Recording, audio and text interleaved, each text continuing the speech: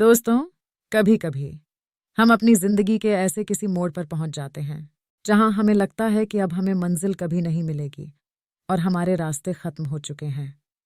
आगे के सारे रास्ते बंद दिखाई देते हैं और हम हिम्मत हार कर बैठने पर मजबूर हो जाते हैं, मेहनत करनी छोड़ देते हैं और अपनी किस्मत को और दूसरों को कोसने लगते हैं। परंतु यदि हम हिम्मत ना हार कर और दूसरों को दोष देना बंद करके पूरी दृढ़ता और लगन के साथ मेहनत करें तो किसी भी विपदा या स्थिति से निपटा जा सकता है और उससे पार पाया जा सकता है। एक बार की बात है, कुछ व्यापारी अपना माल बेचने के लिए एक कारवां लेकर दूसरे देश जा रहे थे। रास्ते में वे एक भीषण गर्म रेत वाले रेगिस्तान के किनारे पर पहुंचे। उन्होंने इसके बारे में पूछा और पाया कि दिन के समय सूरज महीन रेत को तब तक गर्म करता है जब तक कि वह कोयले जितनी गर्म न हो जाए, इसलिए इस पर कोई चल नहीं सकता, यहां तक कि बैल या ऊंट भी नहीं। इसलिए कारवां के लीडर ने एक रेगिस्तान गाइड को काम पर रखा जो सितारों का अनुसरण कर सके ताकि वे केवल रात में यात्रा कर सकें जब रेत ठंडी हो जाए। वे रेगिस्तान में खतरनाक रात की यात्रा शुरू करते हैं। कुछ रातों के बाद शाम का खाना खाने और रेत के ठंडा होने का इंतजार करने के बाद वे फिर से निकल पड़े। बाद में उस रात रेगिस्तान के गाइड ने, जो पहली गाड़ी चला रहा था, तारों से देखा कि वे रेगिस्तान के दूसरी ओर करीब पहुंच रहे थे। उसने इतना अधिक खा लिया था कि जब वह आराम करता तो उसे झपकी आ जाती थी।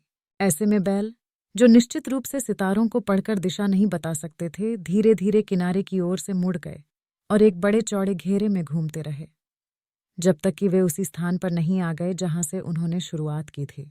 तब तक सुबह हो चुकी थी और लोगों को एहसास हुआ कि वे उसी स्थान पर वापस आ गए हैं जहां उन्होंने एक दिन पहले डेरा डाला था। वे निराश हो गए और अपनी स्थिति के बारे में रोने लगे, क्योंकि अब तक उन्हें रेगिस्तान पार कर लेना चाहिए था। उनके पास अब पानी नहीं था और उन्हें डर था कि वे प्यास से मर जाएंगे। वे कारवां के नेता और रेगिस्तानी मार्गदर्शक को भी दोषी ठहराने लगते हैं, जो खुद पानी के बिना कुछ नहीं कर सकते। उन्होंने शिकायत की कि पानी के बिना हम कुछ नहीं कर सकते।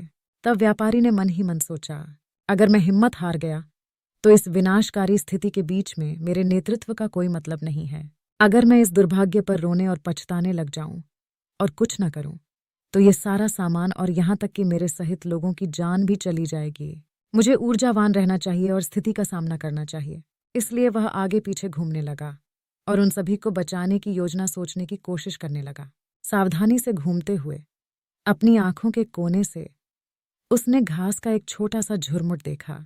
उसने सोचा कि पानी के बिना इस रेगिस्तान में कोई भी पौधा जीवित नहीं रह सकता। इसलिए उसने अपने सबसे ऊर्जावान साथी यात्रियों को बुलाया और उनसे उसी स्थान पर जमीन खोदने के लिए कहा। उन्होंने खोदना शुरू किया और खोदते खोदते थोड़ी देर बाद वे एक बड़े पत्थर तक चले गए। यह देखकर वे रुक गए और फिर से नेता पर दोष मढ़ने लगे कि यह प्रयास बेकार है, इसका कोई फायदा होने वाला नहीं है, हम सिर्फ अपना समय बर्बाद कर रहे हैं। लेकिन व्यापारी ने उत्तर दिया, नहीं मेरे दोस्तों, अगर हमने प्रयास छोड़ दिया तो हम सभी बर्बाद हो जाएंगे और हमारे गरीब जानवर मारे जाएंगे। आइए हम प्रोत्साहित होकर काम करें और हिम्मत ना हारे। यह कहते हुए वह गड्ढे में उतर गया और पत्थर पर कान लगाया तो उसने पत्थर के नीचे बहते हुए पानी की आवाज सुनी। तुरंत उसने खुदाई कर रहे एक लड़के को बुलाया और कहा कि अगर तुम हार मानोगे तो हम सब नष्ट हो जाएंगे, तो ये भारी हथौड़ा उठाओ और चट्टान पर मारो। लड़के ने हथौड़े को अपने सिर के ऊपर उठाया और चट्टान पर जितना जोर से मार सकता था मारा। उसे सबसे ज्यादा आश्चर्य तब हुआ जब चट्टान 2 टुकड़ों में बंट गई और उसके नीचे से पानी की तेज धारा बहने लगी। अचानक सभी लोग बहुत खुश हो गए। उन्होंने जी भरकर पानी पिया, स्नान किया, पशुओं को नहलाया, भोजन पकाया और खाया। जाने से पहले उन्होंने उस जगह पर एक ऊंचा बैनर फहराया ताकि अन्य यात्री इसे दूर से देख सकें और गर्म रेत के रेगिस्तान के बीच में नए झरने में आकर ताज़े पानी का आनंद उठा सकें। फिर वे सुरक्षित रूप से आगे बढ़ते रहे, अपनी यात्रा सफलतापूर्वक संपन्न की। दोस्तों, यदि उस व्यापारी ने हार मान ली होती और खुद को और अपने साथियों को बचाने का उपाय न सोचता और पूरी दृढ़ता और लगन के साथ उस उपाय के पीछे नहीं लगा होता, तो वह अपने साथियों और पशुओं के सहित उसी रेगिस्तान में मारा जाता। इसलिए हमें बहुत आसानी से हार नहीं माननी चाहिए। जब तक हम अपने लक्ष्य तक ना पहुंच जाएं, तब तक प्रयास करते रहना चाहिए। दोस्तों, कमेंट करके ज़रूर बताएं कि आपको ये कहानी कैसी लगी। हम आगे भी आपके लिए ऐसी रोचक और प्रेरणादायक कहानियां लाते रहेंगे। चैनल को लाइक, सब्सक्राइब और शेयर करना ना भूलें। धन्यवाद।